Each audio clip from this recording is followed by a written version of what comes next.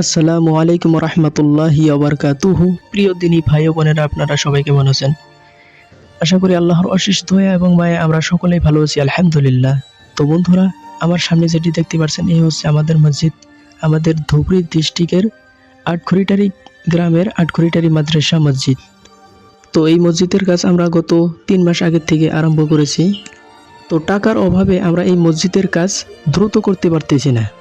বন্ধুরা, আপনাদের কাছে একটাই অনুরোধ যে আপনারা এই মসজিদের জন্য যে যত পারেন, আল্লাহ তাআলা আপনাকে যাক যত সামর্থ্য দিয়েছে, সামর্থ্য অনুযায়ী আপনারা দান করে যাবেন। 10 টাকা, 20 টাকা, 50 টাকা, 100 টাকা, আপনারা যে যত পারেন দান করে যাবেন। স্ক্রিনে কিউআর কোড দেওয়া আছে। তাদের সামনে একটি হাদিস বলি যে হুজুরে পাক সাল্লাল্লাহু আলাইহি ওয়াসাল্লাম তিনি বলেছেন, যে ব্যক্তি আল্লাহর সন্তুষ্টির জন্য আল্লাহর মসজিদ ঘর নির্মাণ করে, তার জন্য আল্লাহ তাআলা জান্নাতের ভিতরে ঘর বানায়। সুবহানাল্লাহ। বন্ধুরা, আপনারা দান করেন।